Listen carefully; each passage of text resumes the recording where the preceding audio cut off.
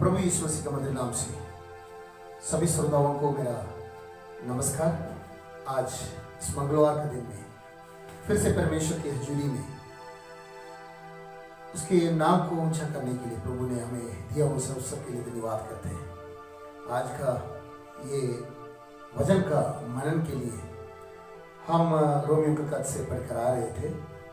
पहले अध्याय और उसके 12 और 13 आयत हम आज देखेंगे। कल हमने 11वीं आयत देखा था। सत्पुरुष कह रहे जब मैं आता हूं तो आप लोग को आत्मीय वरदानों को दे पाओ और उससे द्वारा मजबूत हो जाए, तगड़े हो जाए। ये शब्द हमने देखा है। अगले 12वीं आयत में ये बताते हैं, मेरा आना हम दोनों के लिए, हमारा विश्वास, जो विश्वास हमारे अंदर है, जो विश्वास तुम्हारे अंदर है, दोनों को विश्वास से हमें प्रोत्साहन मिल जाए। हमारा विश्वास एक दूसरे को प्रोत्साहन देने वाला होने चाहिए। कितना अच्छी बात है। यहां पर पहले हमने देखा एक दूसरे को मिलना एक आत्मीय वरदानों को बांटने का कारण हो जाते हैं। अब बता रहे कि एक दूसरे को मिलना हमारे अंदर का विश्वास जो है और आगे, और विश्वास के द्वारा हम और आगे बढ़ सके, विश्वास के द्वारा हम प्रोत्साहन मिल जाए।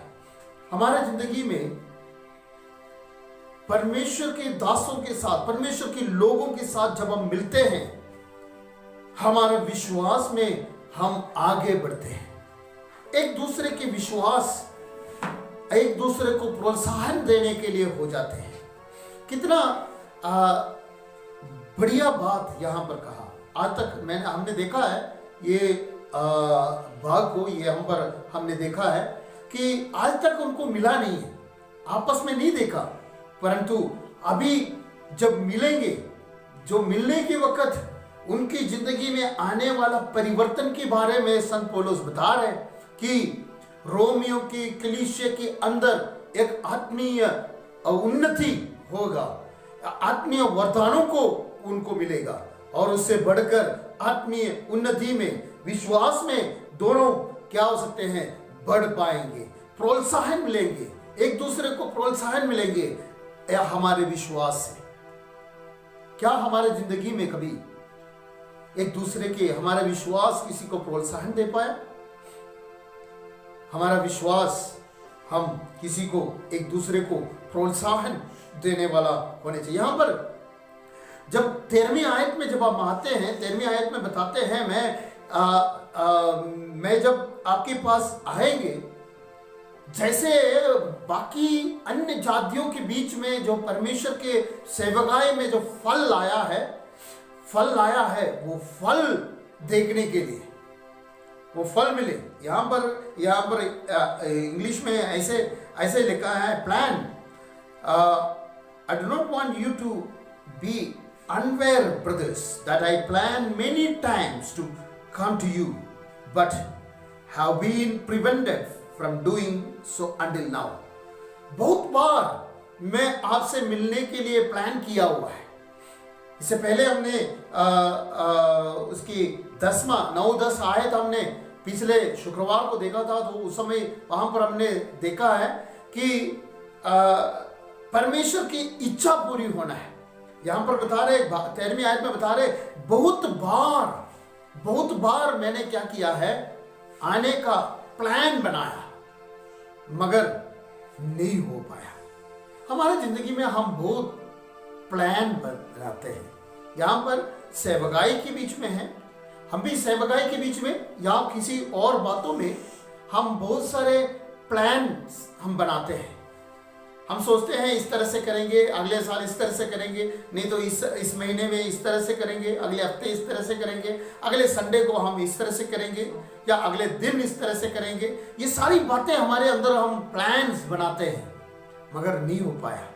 तो यहाँ पर प्लान पूरा न होने की वजह से यहाँ पर प्रभु का दास उदास होकर नहीं बैठते। हम अक्सर हमारा प्लान पूरा नहीं होते हैं, कहीं प्रोग्राम में हम जाते हैं, प्रोग्राम करने का बाद में आ जाते हैं, जैसे हमने प्लान किया है उस तरह से वो सफल नहीं हुआ, तो हमारा प्लान के अनुसार सफल नहीं हो तो हम उदास होकर बैठे थे। फिर भी इतना खर्चा किया, क्यों ऐसे हुआ नहीं है, ये सारी बातें हमारे अंदर आते हैं। मगर यहाँ पर जब 13वीं आयत हम पढ़ते हैं, वहां पर प्रभु का दास उदास नहीं हो रहे, बता रहे कि इसलिए शायद मैं ढीले होते जा रहा हूं, इसलिए मैं मेरे आपसे मिल नहीं पा रहा हूं। बाकी अन्य जातियों के बीच में जब मैं प्रभु की सेवकाई किया, वहां पर जो फसल मैंने काटा, वहां पर जो सेवकाई के बीच में परमेश्वर के जो फल मुझे मिला है, उसी तरह से फल आप लोगों के बीच में भी मिलने चाहता हूं। प्रभु दास जहां जहां जाए वहां पर फल आते हैं, इसलिए यहां पर 12 आयत में बताते हैं, मैं आपको वरदानों को बांट सकूं, आपके बीच में आत्मीय वरदानों को बांट सकूं।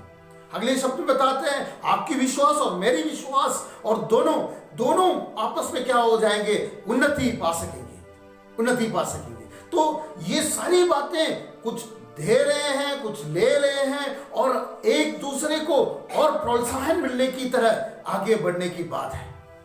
और यहां पर बता रहे कि मैं प्लान किया फिर भी नहीं आ पाया।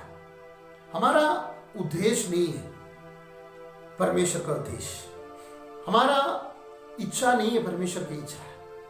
काफी बार हम इच्छा करते हैं, हम कोई सोच विचार करते हैं और हम उसकी मुताबिक चलने का कोशिश करते हैं, पर नहीं होता है। परंतु परमेश्वर की इच्छा हमारी जिंदगी में होनी चाहिए।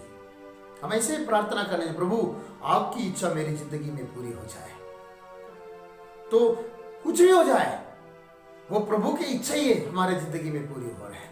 वो इच्छा हमारी जिंदगी में पूरी होते समय हम परमेश्वर का मर्जी को पूरी करते हैं। हमारा इच्छा पूरी हो गया तो हम ये इतना वो नहीं है कि परमेश्वर का मर्जी हमारी जिंदगी से पूरी हो, परंतु परमेश्वर की इच्छा हमारी जिंदगी में पूरी होते समय हम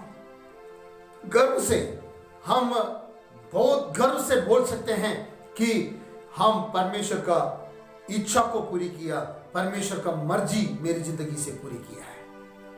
तो वो हमारे जिंदगी में देखने का बहुत बात है। इसलिए यहाँ पर अब प्रभु का दास कह रहे हैं कि अन्य जातियों के बीच में, बाकी अन्य जातियों के बीच में जैसे मैं प्रभु की सेवकाई किया, उस तरह से वो उसमें जैसे फल लेके आया, उस तरह से आपके बीच में भी होना चाहता हूं, होने चाहिए।